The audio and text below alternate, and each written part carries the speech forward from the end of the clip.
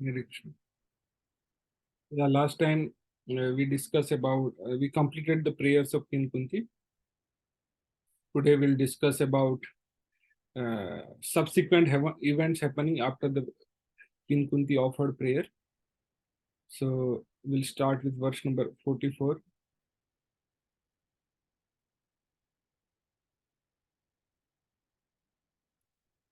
So yeah, after the completion of prayers of King Kunti, Sud Goswami says, Pruthi etham kalpade parinuta akilodaya mandam jasa kuntha mohyan eva maya. Sud Goswami said, the Lord, thus hearing the prayers of Kunti Devi, composed in choicest word for his glorification, mildly smiled. And that smile was enchanting as mystic power. So when Lord Krishna heard the prayer from King Kunti, Krishna was smiling. Okay. So yeah.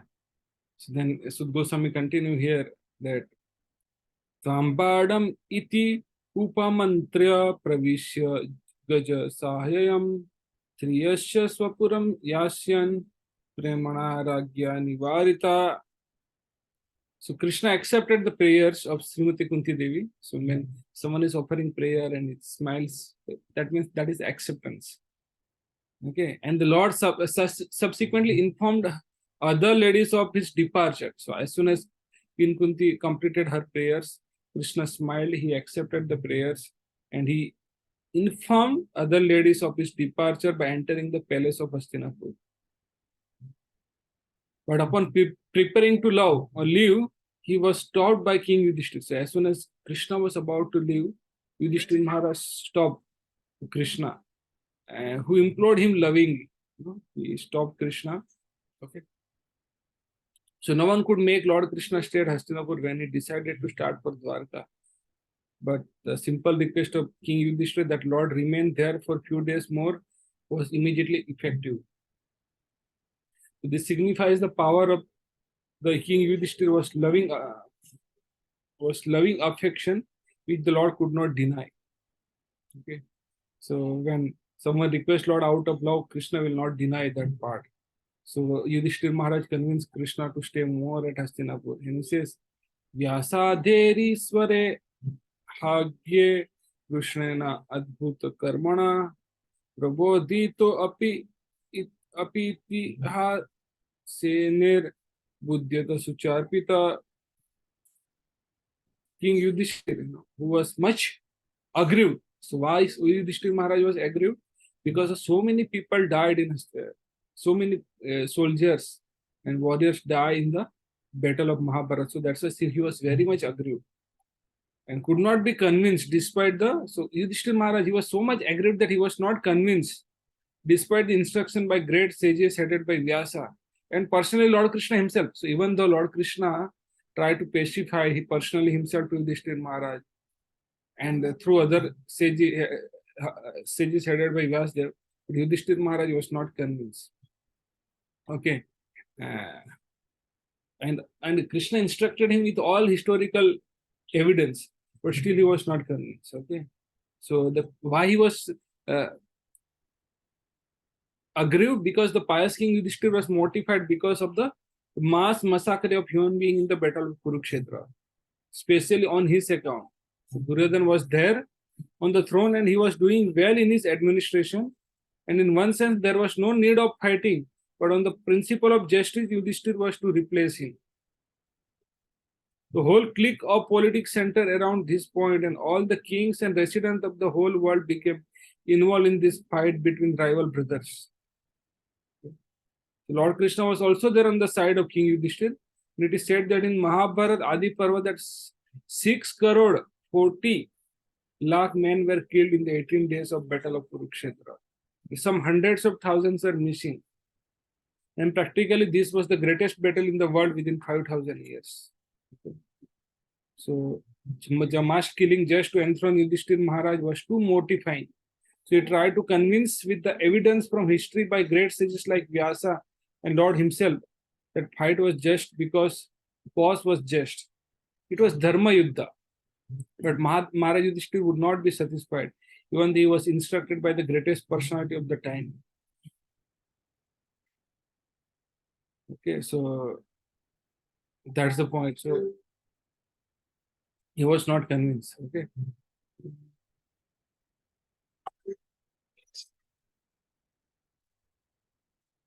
Then the next verse says, Aja aha raja dharma sutas chintan suradavadam prakrutena atma vipra sneha moha vasamgata. King Yudhishthira, the son of Dharma, overwhelmed by the death of his friend, and was aggrieved just like common materialistic man.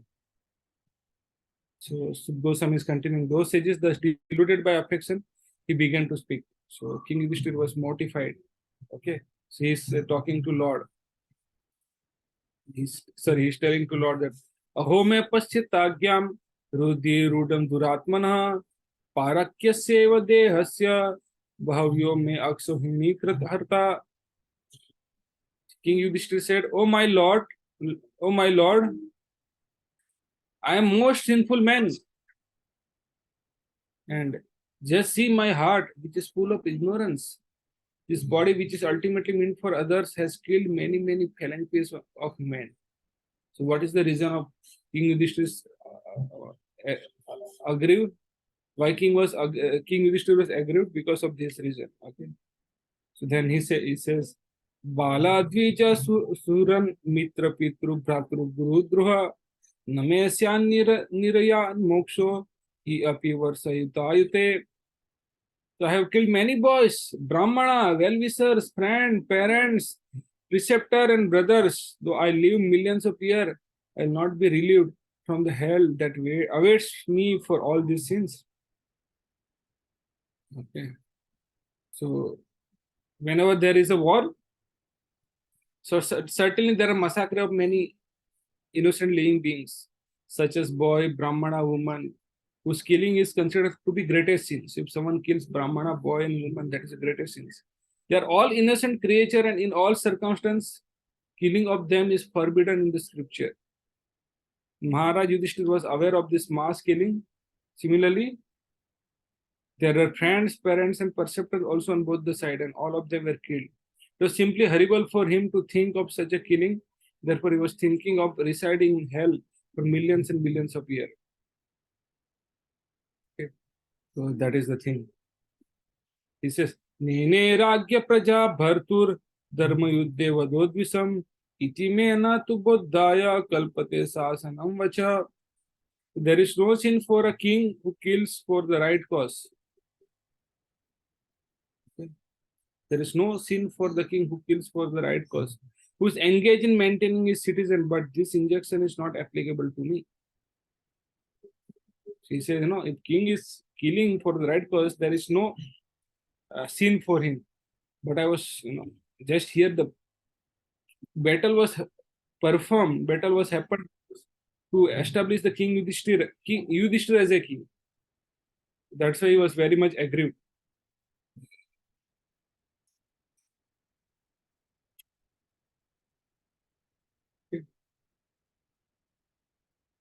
So Maharaj Yudhisthira thought that although he was not actually involved in the administration of kingdom, which was being carried on well by Duryodhana without harm to the citizen, he caused the killing of many living beings only for his personal gain. So he thought that all people were killed because King Yudhishthira was going to be enthroned as a king.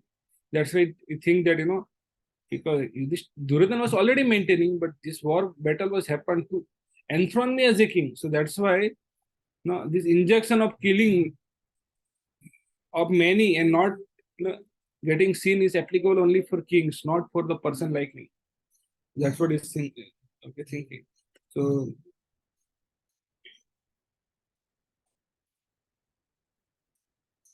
he says in the Prabhupada writes so nicely in the purport that the killing of so he caused the killing of so many living beings only for his personal gain of kingdom from the hand of Duryodhana. The killing was committed not in the course of administration, but for the sake of self-aggrandizement. Such and such he thought himself responsible for all the sins. That was the reason of his agreement. Then he says, Trinam mat tat bandhunam droho yosa vihottitha karma bhir gruhame di yernaham kalpo vyopohitum. Said, I have killed many women. I have killed many friends of women. I have thus caused enmity to such an extent that it is not possible to undo it by material welfare work. Okay. So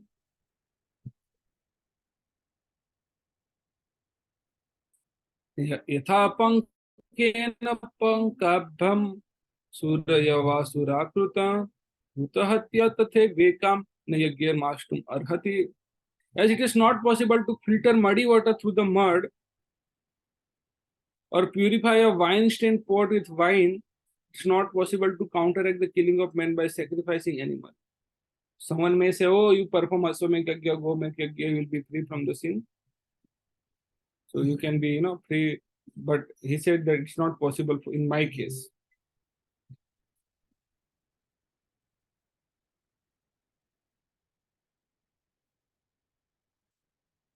Okay. So you cannot wash the wine bottle with the wine, right? And you cannot filter the muddy water through mud. Same way, you cannot, counteract the killing of the man by the sacrificing animal. Okay. That way, Yudhisthir Maharaj is putting so many things, and he's saying that, so these are the reason of his agreement. So Aswamekh Yajna, Gomekh Yajna, sacrifice, which horse or bull is sacrificed were not, of course, for the purpose of killing the animal. Okay. So, but they were meant for giving a new life to them. But, in the case of Yudhishthira Maharaj, it was not going to happen. So, in the next verse, he says, okay, so this is next chapter. So, here Goswami continues saying that, Iti bhita prajar dohat sarva dharma vivitsaya to vinasam pragadha yatra deva vrato upapattata. So Sukha Goswami said that being afraid of having killed so many subjects on the battlefield of Kurukshetra, Maharaj Yudhisthira went to scene of Massacre. That Bhisma was lying on the bed of arrow about to pass away. Okay, so Bhisma was passing away. In this chapter, Lord Krishna, okay, as it is willed by Lord Krishna, because Yudhishthira Maharaj was not convinced by the Lord Krishna and other sages, because Lord Krishna wanted that Bhisma glorified. Although he was on the bed of arrow, but Lord Krishna wanted to prove that his devotees are not affected by the pain of arrows. They are still, their consciousness is very crystal clear. Even in such a painful situation, they can impart so wonderful instruction. Okay. So Lord Krishna here, when Yudhishthira Maharaj was such a disturbed, such a disturbed state, Yudhishthira Maharaj came to, where battle was happened, and he saw Bhisma. So by hearing Bhisma, Yudhishthira Maharaj will be pacified. So basically, Lord Krishna wanted to establish the glories of Bhisma. Okay. So Bhisma will impart the instruction to King Yudhishthira on the subject of occupational duty. And Bhisma will also offer his last prayer to the Lord on the verge of passing away from the mortal world and thus become liberated from the bondage of further material engagement. Okay. So Bhisma was given a benediction that he can leave the body at his own will. So Bhisma was endowed with the power of leaving his material body at will. This lying down on the bed of arrow was his own choice. In this passing away of the great warrior attract the attention of all contemporary elites. All of them assembled there to show their feeling of love, respect, and affection for the great soul. So you see what a great instruction this prayers Bhisma offer, and then he says, Tadate bhratara sarve sadasyeva sarvana bhusite anvagacchanda thir vipra vyasa dhumya dayastatha. So at that time, all his brother followed him. Yudhishthira Maharaj was followed by all his brother, and followed him on beautiful chariot drawn by first class horses decorated with gold ornament. With them were Vyas and Rishi like Dhomya, the learned priest of the Pandava and others. Other sages also came. Bhisma, they will teach us how to leave the body. This is Bhagwan api viprarse rathena sagananjaya sadhananjaya sater yo rochitan drupa kuveraiva guhyake. So, oh sages amongst the Brahmana, Lord Sri Krishna, the person of Godhead, also followed, seated on the chariot with Arjuna. Thus, King Yudhisthira appeared very aristocratic like Kuvera surrounded by his companion, the Guhyakas. So, Lord Sri Krishna wanted Pandavas to be present before Bhisma Deva in the most aristocratic order so that he might be pleased to see them happy at the time of his death. So, Krishna wanted that Bhisma Deva will be free from all his responsibility, seeing that Pandava has taken up the ruling of Hastinapur so nicely. So no need to worry for him, so that he can leave the body with peace. So Kuvera is the richest of all demigod. And hearing the King Yudhisthira appear like him, Kuvera, for the possession along with Sri Krishna was quite appropriate to the royalty of the King Yudhisthira.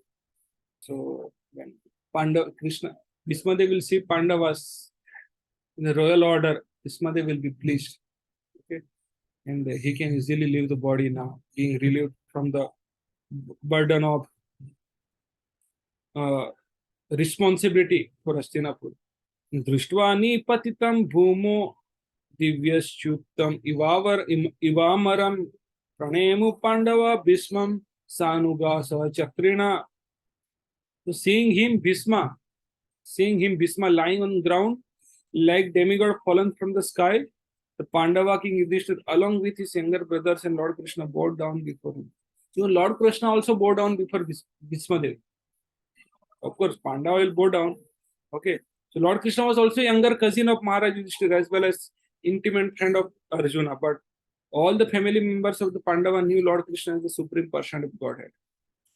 The Lord, although conscious of his supreme position, always behaved in the humanly custom, and so he also bowed down before the dying Bhisma Dev as if he were one of the younger brother of King Yudhisthira, to set an example. He says, Tatra Brahmarsaya Sarve Devarsayasya Sattama Rajarsayasya Tatrasan Drashtu Bharat Pungavam. So just to see the chief descendant of King Bharat Bhisma, all the great souls. So everyone knew that now Bhisma Devi is going to leave his body. Just to see the chief descendant of Bharat Bhisma, all the great souls in the universe, namely the rishis amongst the demigods, Brahmanas and king, all situated in the quality of goodness, were assembled there. Okay. Okay, so the rishis are those who have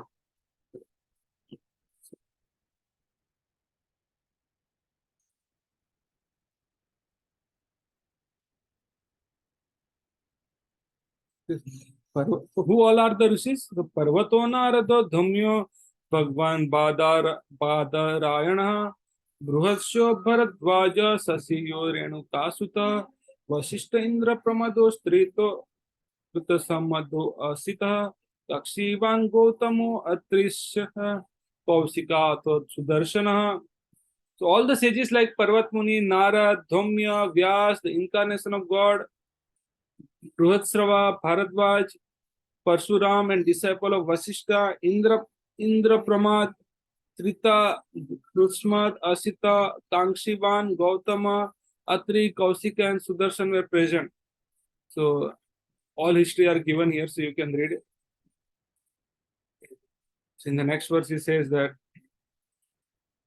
Anyecha Munayo Brahman, Brahmarata Dayo Amala, Sisye Rupeta Ajagmu, Kasyapangi Irasadaya.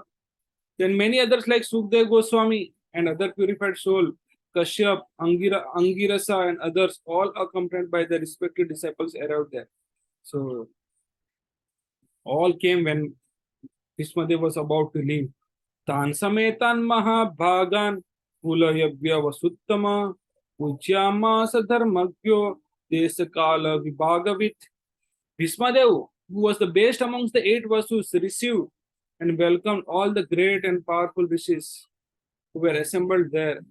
For he knew perfectly all the religious principle according to time, place, and circumstance. Okay.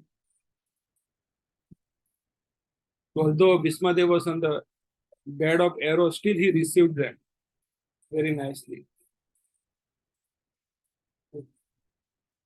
So,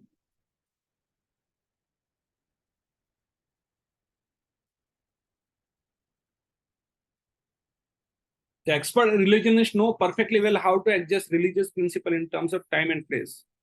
Okay. So Bhisma Dev knew that, okay, his time and place, his circumstance was completely different. So how to welcome everyone? So he know very well. He said, Krishnam cha tat prabhavagya asinam jagadiswaram Yudhisthira pujya masa mayayo pa upa tat vigraham. The Lord Sri Krishna is situated in everyone's heart. Yet he manifests his transcendental form by internal potency. This very Lord was sitting before Bhisma Dev. Since Bhisma Dev knew of his glories, he worshipped him duly.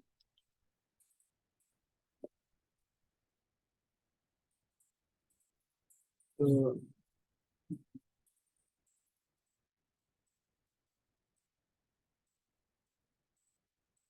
पांडुपुत्रान् उपासीनान् प्रसयेम प्रेम संगतान् अव्याचष्ट अनुरागश्चेर भूतेन चक्षुषा. Son of Maharaj Pandu were sitting silently nearby, overtaken with affection for their dying grandfather. Seeing this, Bhisma Dev congratulated them with feeling, and there were tears of ecstasy in his eyes, for he was overwhelmed by the love of affection. Okay, so from here another section starts. So we'll continue with this tomorrow. Actually, at 8:30 I have some other work, so that's why I have kept till 8:25.